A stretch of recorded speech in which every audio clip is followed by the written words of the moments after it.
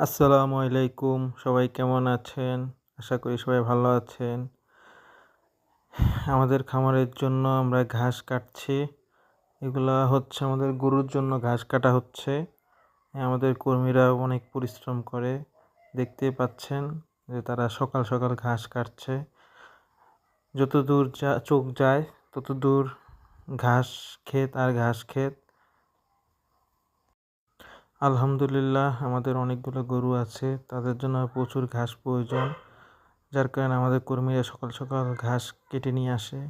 দেখতেই পাচ্ছেন যতদূর চোখ যাচ্ছে ঘাস ক্ষেত। গরু ছাগলের জন্য প্রচুর কাঁচা ঘাস প্রয়োজন পড়ে। কাঁচা ঘাস গরু ছাগলের জন্য অনেক উপকারী, যার জন্য আমরা ঘাস চাষ করি। সবগুলো আমাদের ঘাস ক্ষেত। আমাদের ভিডিওগুলো যদি ভালো লাগে সবাই লাইক কমেন্ট শেয়ার করবেন এবং চ্যানেলটা সাবস্ক্রাইব করবেন। দেখতে পাচ্ছেন গাছগুলো আমরা খামারে নিয়ে আসছি। আমাদের জন্য দোয়া করবেন। আসসালামু আলাইকুম।